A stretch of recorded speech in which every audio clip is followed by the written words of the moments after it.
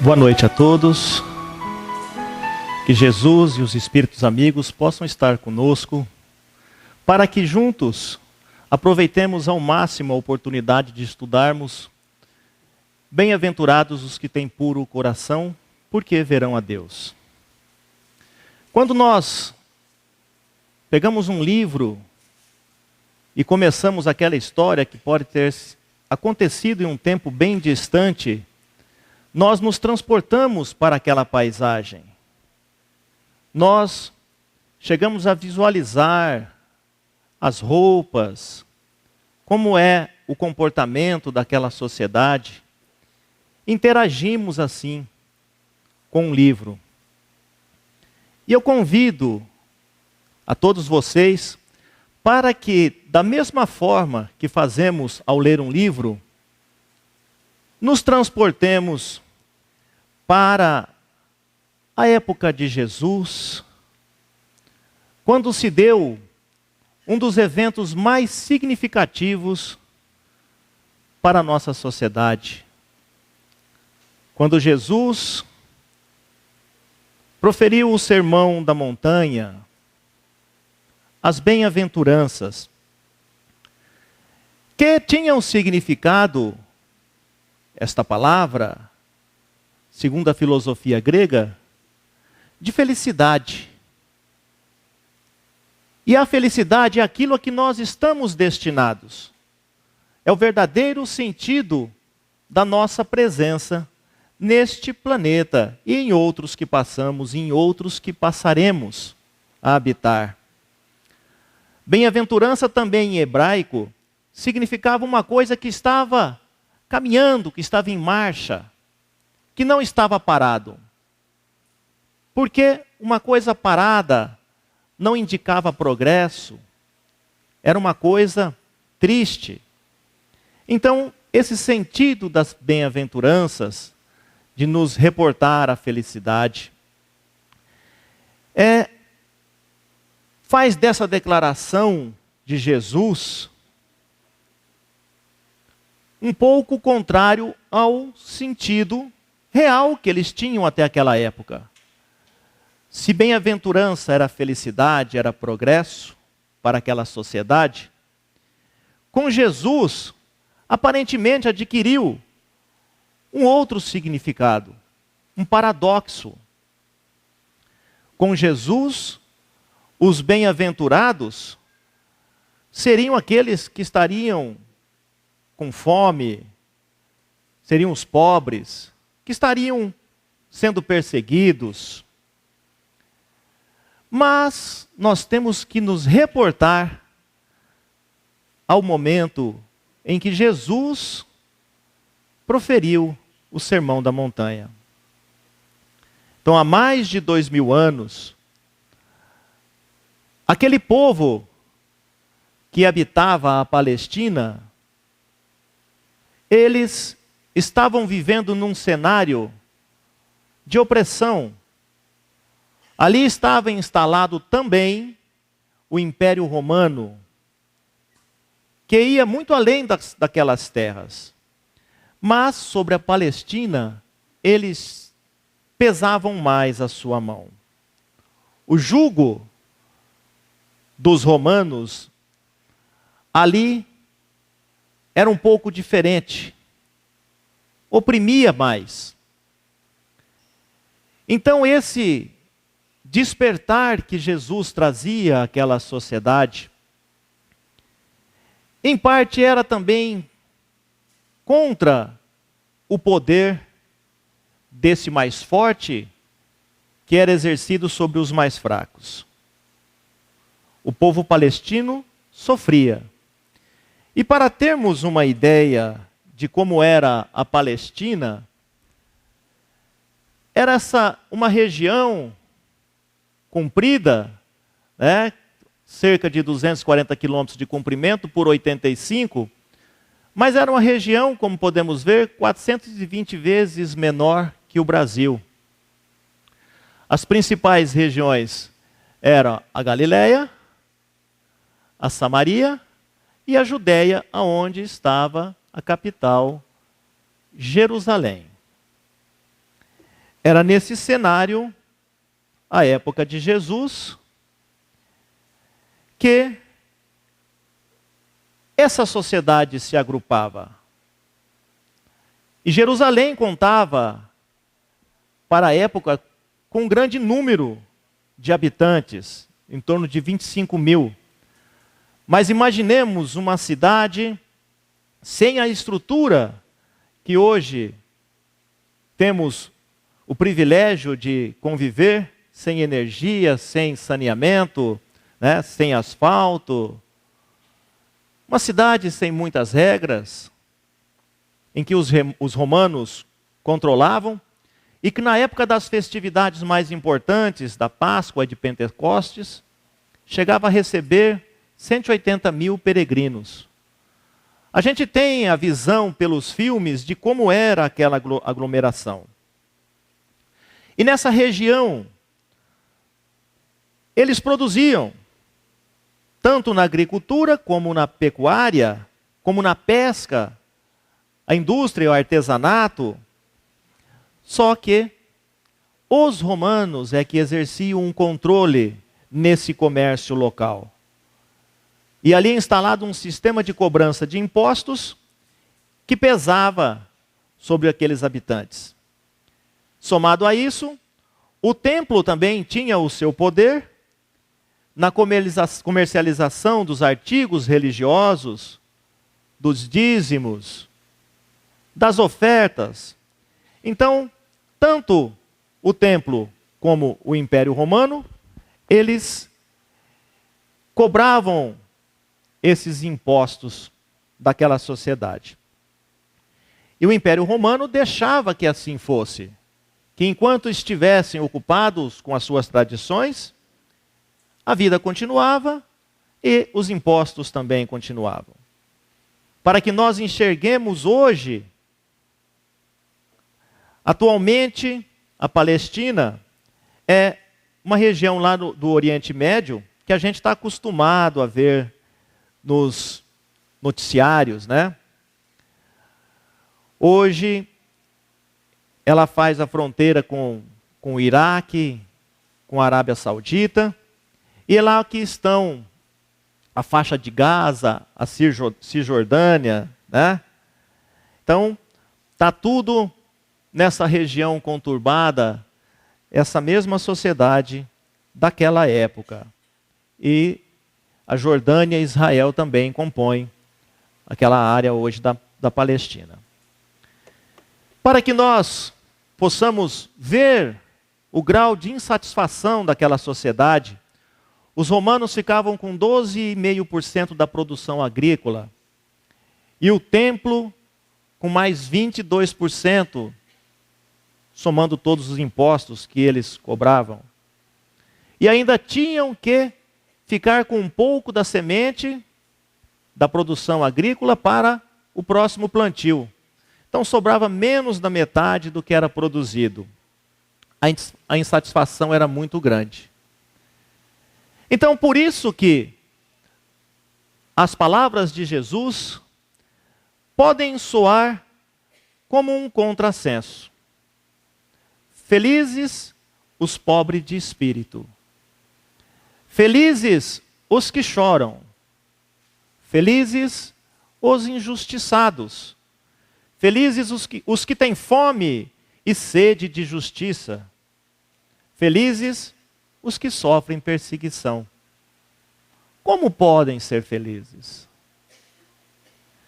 Mas não podemos nos esquecer que Jesus falava para espíritos eternos.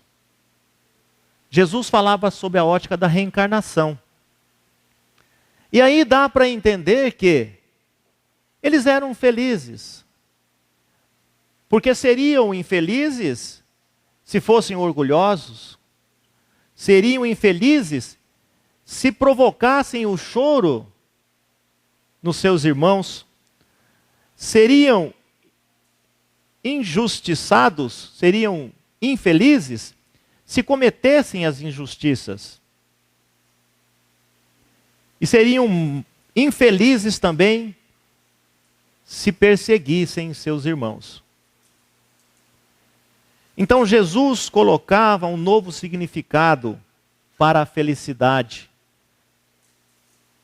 Porque sabia que havia um motivo para esse sofrimento. Havia uma causa que, se não fosse trazida de outras vidas, iriam levar como benefício para vidas futuras. E aí entra um personagem importante, jamais contemporâneo nosso, Gandhi, que afirmava, né, que se toda a literatura ocidental se perdesse e restasse apenas o sermão da montanha, nada teria se perdido. Essas bem-aventuranças, elas exigem de nós um aprofundamento da análise do seu significado. Porque quando Jesus disse bem-aventurados, ele falava aqueles que já estavam seguindo, aqueles que já comungavam das suas ideias, dos seus trabalhos. Ele colocava para todos aqueles que o seguiam que todo aquele sentimento, se bem entendido, se bem aceitos, eles eram transformados em bênçãos, bênçãos redentoras. Porque a dor, no sentido de uma tristeza, uma coisa que nos traz aquela amargura, ela é um providencial alarme. É como se tocasse uma sineta para nos despertar da necessidade de modificarmos alguma coisa dentro de nós, reformarmos. E esse sentimento, ele mostraria para nós, após essa análise, exatamente no ponto necessário da nossa transformação. Porque não podemos ser felizes, não podemos ser bem-aventurados, se não conquistamos essa felicidade. E essa felicidade, ela tem uma forma de ser atingida. Na nossa vivência, tomemos por base a presente encarnação, que é a que mais lembramos, né? Dificilmente lembramos de outras encarnações, quando ainda existiam os duelos, lutas sangrentas pelas propriedades. Enfim, vamos nos situar nessa nossa presente encarnação. Nós temos caminhos para escolher. Esses caminhos, Jesus já disse lá atrás: a porta estreita, a porta larga, as facilidades, as dificuldades. E nós optamos por determinadas resoluções e vamos conquistando os nossos tesouros. Às vezes, tomamos o caminho errado. Às vezes, o nosso livre-arbítrio não nos indica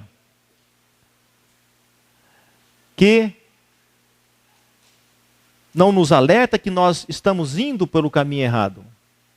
No fundo sabemos, mas o livre-arbítrio aí não está amadurecido e a gente toma as decisões erradas. E vamos conquistando os tesouros que podem nos atrapalhar. O objetivo dos puros de coração, o objetivo de nós conquistarmos essa pureza de coração, ele é único: ver a Deus. Bem-aventurados os puros de coração, porque verão a Deus. Então, a pureza do coração tem como objetivo ver a Deus. Podemos ver a Deus? João afirma, João é o evangelista, que ninguém jamais viu a Deus. No Velho Testamento, em várias passagens, é possível contradizer o que João disse em uma época mais recente, na época de Jesus, de que ninguém jamais viu a Deus. Mas, não contradizendo a Bíblia, não dizendo que está escrito errado, mas a interpretação de que, naquela época, confundia-se a mediunidade, não entendia-se a mediunidade, e a simples aparição de um espírito era confundida com a presença de Deus. Tanto bons espíritos como espíritos menos evoluídos. Porque encontramos também no Velho Testamento lutas contra Deus. Deus indicando estratégias para dizimar cidades. Sabemos que era a interpretação de acordo com o adiantamento do povo daquela época. Mas ninguém jamais viu a Deus. Porque Deus é espírito. Porque não pode ser percebido pelos nossos sentidos. Dificilmente vemos espíritos, quase sempre, né? Não dificilmente, poucos veem os médiuns videntes, de espíritos até com vibração inferiores às nossas. Imagine ver a Deus. Mas quando Jesus disse que bem-aventurados os puros de coração, porque verão a Deus, ele não disse viu ou estão vendo, verão. Colocou numa condição de futuro em que poderá acontecer para os puros de coração quando galgarem todos os degraus da evolução espiritual e quando habitarmos os mundos felizes, os mundos celestiais. Somos parte de Deus. Deus está em tudo. O Espírito de Deus está na natureza, está nas boas ações, mas ver a Deus. Jesus disse, verão a Deus. Bem-aventurados os puros de coração. Era comum, antigamente, dar ao coração como a sede da razão, da consciência, né, dos sentimentos. Uma pessoa caridosa era um homem de bom coração, né? A pessoa colocou o coração na frente antes de tomar a decisão. Então pensou com o coração. Era comum colocar o coração como a sede de todas as nossas intenções, né, nossos sentimentos. Mas essa pureza, ela não era, como nós dizermos, uma pessoa pura, imaculada. Naquele tempo, essa ideia era de uma coisa que não tinha mistura. Como nós podemos dizer de uma solução, de um metal, de uma bebida, o vinho, a água, né, pura, sem nenhuma contaminação. Então, a pureza do coração era esse sentido, que o coração, como tinha-se o costume de dizer que era a sede dos sentimentos, da razão, ele não tinha dualidade. Ele não era dividido. Ele não era bom uma hora, ruim outro momento. Ele era com pensamentos de humildade em um momento, com pensamentos de orgulho, de vaidade em outros momentos. Então a pureza de coração designava já um sentido único, um propósito. E já que essa pureza, ela deveria ser conquistada, é necessário, e sempre foi necessário, continua sendo ainda, que seja feita essa purificação. Que seja retiradas as impurezas que estão contaminando os sentimentos, os sentidos, que impede que nós tenhamos toda a liberdade, que nós tenhamos todas as condições de realizar aquilo que o Espírito está fadado a realizar. Somente com essa limpeza, com essa purificação, é que atingiremos esse momento. E o convite de Jesus foi, é e será para que nós possamos processar, através da reforma íntima, essa purificação, identificando em nós aonde está a necessidade de correção. Essa análise, nós é que faremos. Nós é que temos as condições de realizar. Jesus disse, deixar vir a mim as criancinhas. Não podemos esquecer que o Espírito é Espírito. Quando reencarnamos, com o véu do esquecimento agindo, vamos crescendo, criancinhas, onde reina a pureza, a obediência, as coisas boas, a satisfação com poucas coisas. Embora o Espírito traga dentro de si tudo o que acumulou, tudo o que conquistou, de bom e de ruim. E essa pureza de coração da criança, ele é o símbolo de todos nós que devemos nos assemelhar a essas criancinhas para podermos adentrar no reino de Deus. Então aquela ingenuidade, aquela franqueza, aquela obediência, elas farão com que, mesmo crescendo, se nós mantivermos esse estado de espírito, nós podemos perceber mais claramente e entender as leis divinas, entender os ensinamentos de Jesus e deixarmos de lado o que o mundo tenta nos impor, o que o exterior tenta nos impor. Não é fácil. Uma das coisas mais difíceis de ser é ser bom.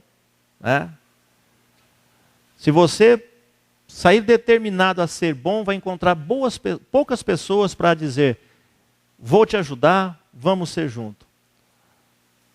Vamos ser bons num grupo maior. Estamos caminhando para isso. Mas se quisermos largar a bondade e sair para outras práticas, os convites serão em números maiores. Leon Denis, no livro Cristianismo e Espiritismo, disse que a única felicidade, a única harmonia possível neste mundo, não é realizável senão na união pelo pensamento e pelo coração. Então, olha o coração novamente. O pensamento. Pense. Sinta. Haja. Mas cuidado com o que a gente vai pensar. Porque aí está o início de tudo. No pensamento. no sentimento que ele vai despertar e na ação que vai sair do pensamento e do sentimento.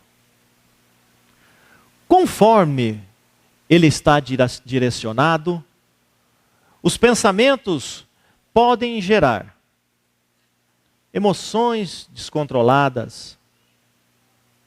É o que mais vemos na sociedade. Falta de paciência, de análise, de calma, ponderação.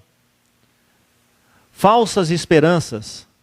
Nos iludimos com coisas que dificilmente acontecerão. E o pensamento desvirtuado coloca essas esperanças como concretas. Ideias insensatas. Não há lucidez, não há pé no chão, conforme o nosso tesouro acumulado, toda aquela sintonia que nós estamos acostumados, de acordo com o que vivemos, com o que amontoamos em nosso coração, criam essas ideias insensatas. Desejos fora da realidade, que vão prejudicar com certeza a nossa saúde material e espiritual. Mas esses desejos motivados por esses pensamentos, que não estão alicerçados numa fé inabalável, num conhecimento como a doutrina espírita nos traz da imortalidade da alma, desvirtuado, esses desejos podem prejudicar e muito essa oportunidade reencarnatória. Quando nós colocamos metas e valores que não condizem com aquilo que estamos destinados, lá no começo, a felicidade, o reino de Deus, as nossas metas, nossos valores, totalmente desvirtuados e pervertidos. Então, se nós pensamos, sentimos, criamos, vivenciamos, convivemos com essas estruturas psíquicas, através da reforma e do entendimento destas situações, nós podemos reforçá-las, as positivas, e eliminar essas tendências negativas. É só mudar o jeito de pensar e agir. O pensamento tem uma força poderosa, movido pela vontade, pela fé. Então, se identificamos, ao processarmos essa análise que devemos fazer para purificar o nosso coração, para processar essa reforma íntima, vamos identificar se essas tendências dos nossos pensamentos são positivas ou são negativas para o nosso crescimento espiritual. Identificando isso, nós também não seremos só negativo, só positivo. Podemos eliminar as negativas e reforçar então as positivas. Não é fácil. Pode levar uma vida para conseguir concluir essa reforma. Pode-se levar várias encarnações. E com esse pensamento, com essa força de vontade, conhecendo o que acontece conosco, podemos partir de um coração, simbolicamente falando, todo remendado, podemos partir para um coração puro, uno de sentimentos, uno de intenções. Ou se não vigiarmos os nossos pensamentos, podemos também fazer a mão inversa de um coração puro, de um coração purificado, criarmos esse coração remendado, todo machucado. Vejam então, meus irmãos, como o pensamento, ele é importante em nossas vidas.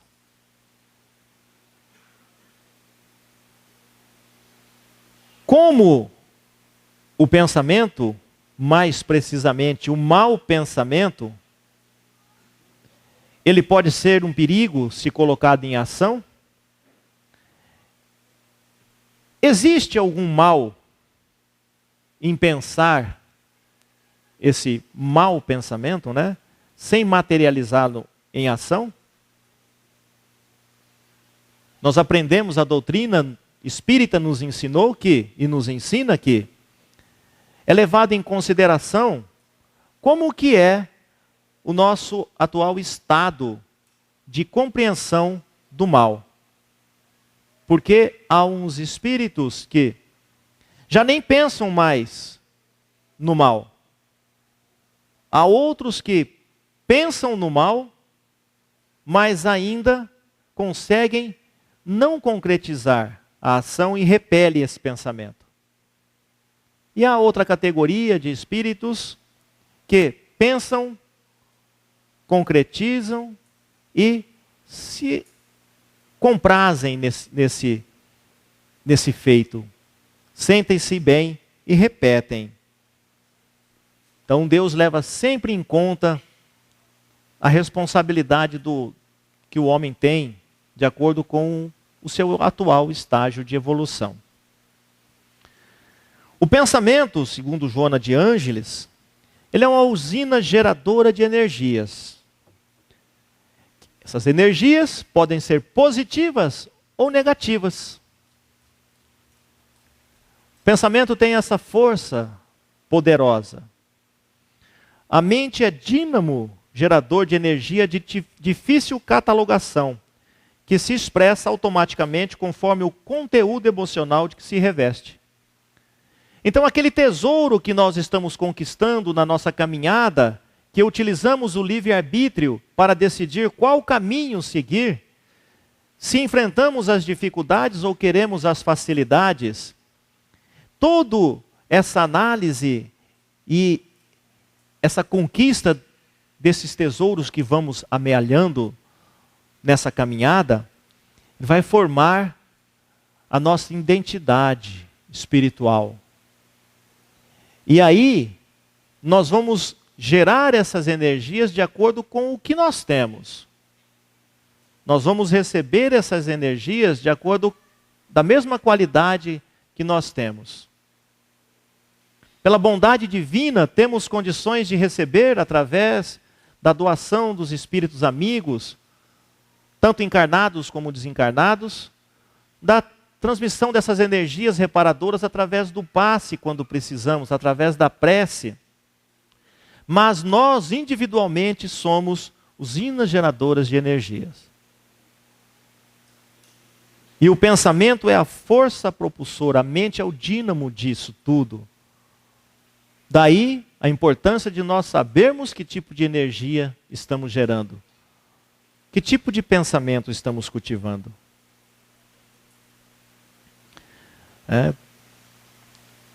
Paulo, segundo Emmanuel, já dizia: pensai nas coisas que são de cima.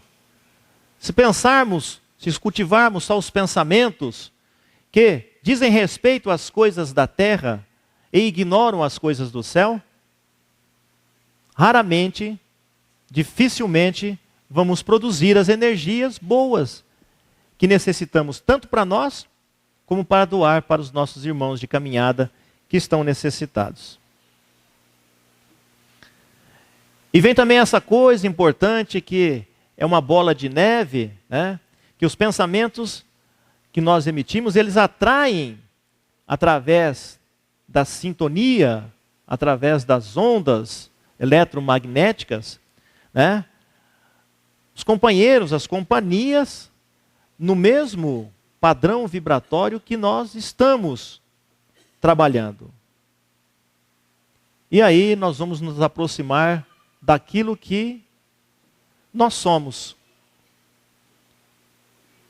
E às vezes nos aproximamos de situações que demoram muito o concurso da espiritualidade para que nós possamos sair dessas situações.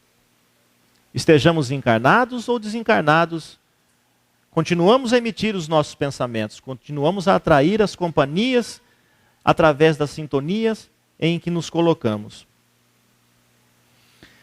Então, de que maneira nós podemos tornar puro os nossos corações?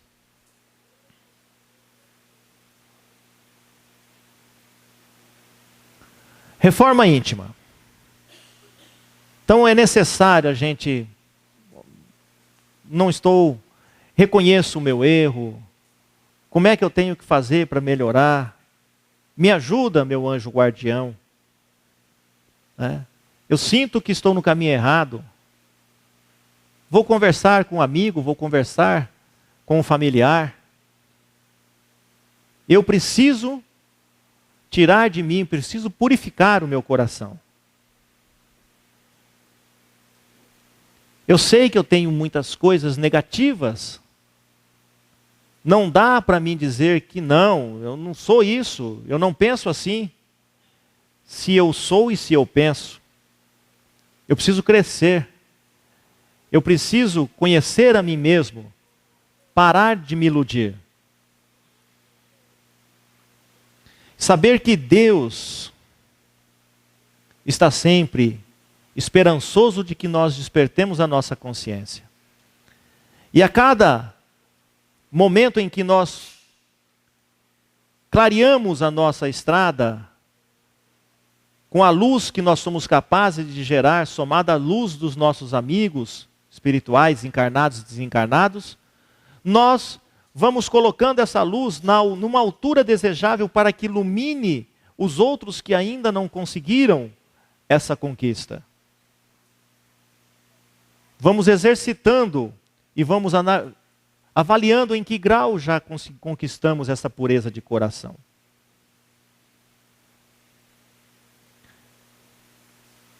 Cuidado com o que falamos. Cuidado com as opiniões que emitimos, com as discussões em que nos envolvemos. Porque todas essas emoções que vivemos, elas geram pensamentos. Uma simples discussão pode gerar certos pensamentos que vão se materializar, que vão formar as nossas já estudadas formas, pensamentos, que jamais se perdem, mesmo que seja no plano espiritual.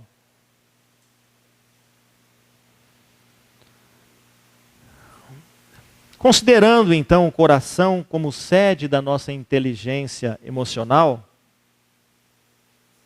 onde o espírito, ele tem a oportunidade de demonstrar as suas atitudes, as suas tendências, os seus sentimentos nobres. Consideremos os nossos corações assim, porque parece brincadeira, mas a emoção, quando nós passamos um susto, ele dispara. Quando nós sentimos uma alegria, alguém que chega, ele dispara. Então essa ligação, não com o coração que bombeia o sangue, né? Esse coração que percebe algo diferente. Esse coração que se emociona. Esse coração que transmite e transborda a felicidade. Porque quando estamos tristes parece que ele nem palpita muito, né? Então, quando do livro O Evangelho por Emmanuel, essa sequência de frases que tiramos nos comentários ao Evangelho segundo Emmanuel, uma psicografia de Chico, editado pela FEB, nos leva a fazer uma análise da pureza de coração. Quando a pureza estiver em nossos olhos, fixaremos na cicatriz do próximo a desventura respeitável do nosso irmão. Não julgueis. Então, quando nós conquistarmos essa pureza, vamos enxergar diferente o atual estágio de evolução e as consequências que ele traz aos nossos companheiros de jornada. Não julgueis. Quando a pureza morar em nossos ouvidos, receberemos a calúnia e a maldade, nela sentindo o incêndio e o infortúnio que ainda lavram no espírito daqueles que nos observam, sem o exato conhecimento de nossas intenções. Resignação, piedade. Quantas interpretações erradas convivemos de pessoas que nem sequer se aproximam das nossas, de entender as nossas reais intenções.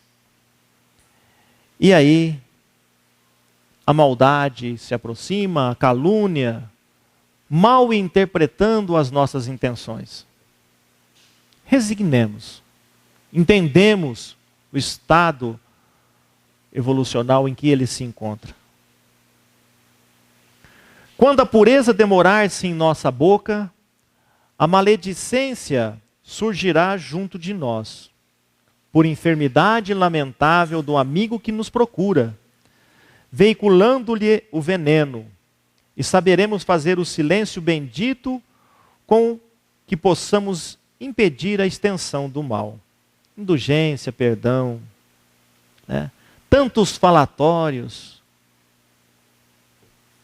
que a gente sente que a pessoa que está emitindo aquele falatório, né, ela está sofrendo mais do que aquela pessoa que ela está tentando atingir. E a cada momento que revive aquela situação, que toca no assunto, sofre novamente. Perdoe, precisa de perdão. No sentido profundo da palavra, da virtude. Quando a pureza respirar em nosso coração, o endurecimento espiritual jamais encontrará guarida em nossa alma, porque o calor de nosso carinho se irradiará em todas as direções, estimulando a alegria dos bons e reduzindo a infelicidade dos nossos irmãos que ainda se confiam à ignorância. Fé, caridade, né? Entender que vamos conquistar aquela felicidade e que já estamos no caminho certo, porque a reforma íntima já faz parte do nosso cotidiano. E estamos purificando o nosso coração, retirando todas aquelas impurezas. Então, não haverá chance, não haverá oportunidade para esse endurecimento espiritual. E através da caridade é que vamos espalhando essas bênçãos de amor. Com a fé que temos na vida futura, com a certeza de que estamos no caminho certo. Quando a pureza brilhar em nossas mãos, a preguiça não nos congelará a boa vontade e aproveitaremos as mínimas oportunidades do caminho para o abençoado serviço do amor que o Mestre nos legou. Trabalha, serve. Bem-aventurados puros de coração, proclamou o divino amigo. Tenhamos puros os nossos corações. Boa noite.